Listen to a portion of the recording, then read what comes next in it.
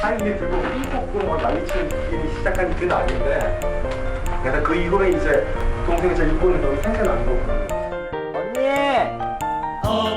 사랑이 멀어져 가도 가슴이 들어간다도. 그리고 그 강연 이후, 책 발간 이후 강연을 통해서 사람들이 어떻게 인식이 좀 바뀌고 있는 것 같은지. 저는 사람과의 만남이 일단 제일 중요하다고 생각하거든요. 어떤 사람을 만나느냐. 근데 저는 굉장히 운 좋게도 제 가까운 친구들 중에 저를 믿고 커밍아웃을 했던 친구들이 있었고요. 이 호모포비아들, 그러니까 동성애 반대 목소리를 높이는 분들 중에는 평생 동성애자를 한 번도 만난 적이 없거나, 또는 뭐 대부분을 아마도 만났겠지만 자기는 그런 사람 본 적도 없다고 생각하는 그런 분들이 굉장히 많이 있거든요. 그래서 그런 점에서 저는 어쨌든 가까운 데에서 이 동성애자분들을 만나면서 자기 정체성을 숨기고 살아갈 수밖에 없는 그런 사람들하고 가깝게 지내면서 생각이 많이 바뀐 것 같고요. 그러면서 이제 뭐 여러 가지 얘기를 나누다 보면 청중들 중에도 자기 주변에 또 그런 친구들, 경험을 나누는 분들이 또 많이 있고요. 거기서 공감이 생긴다고 생각합니다. 예. 이성애자들이 다양성을 가지고 있듯이 동성애자들도 만나보면은 너무너무 다양하기 때문에 우리가 텔레비전에서 보는 거랑 전혀 다른 사람들이 너무 많고요.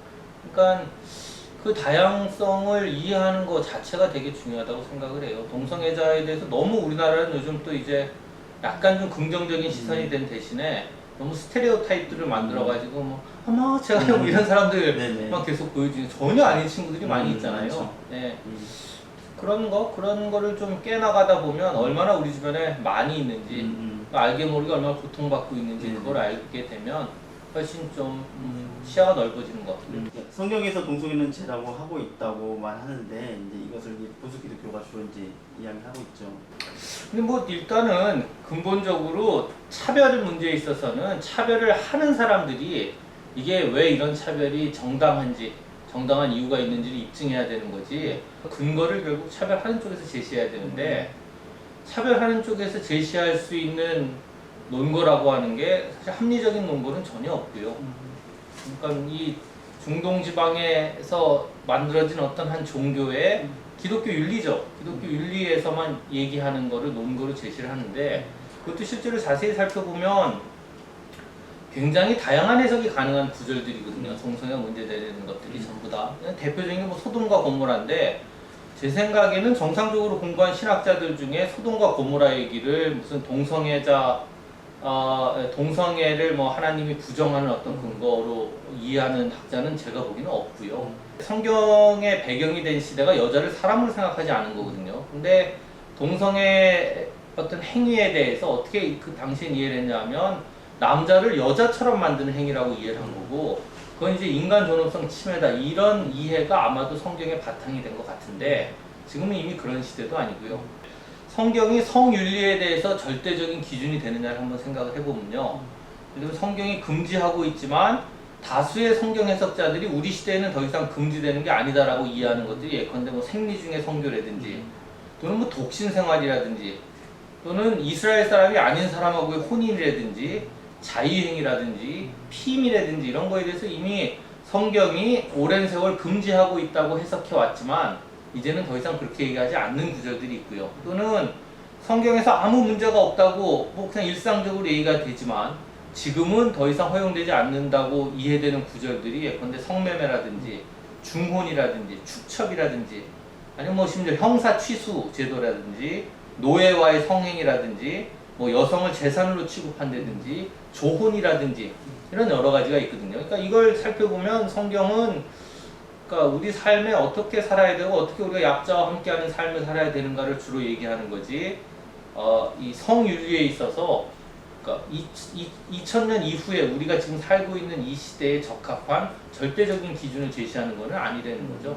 윤리로서의 뭐 기독교 윤리라고 하는 것이 보편적이 되기 어려울 뿐만 아니라 기독교 윤리 안에서도 그만큼 여러 가지 해석이 가능하다는 말씀을 드릴 수 있는 것 같아요. 저는 이런 것 같아요. 인권 문제는 이성애자든 동성애자든 다 가릴 거 없이 사람은 누구한테나 각자 자기만의 비밀이 있고요. 자기만의 아픔이 있을 수가 있어요.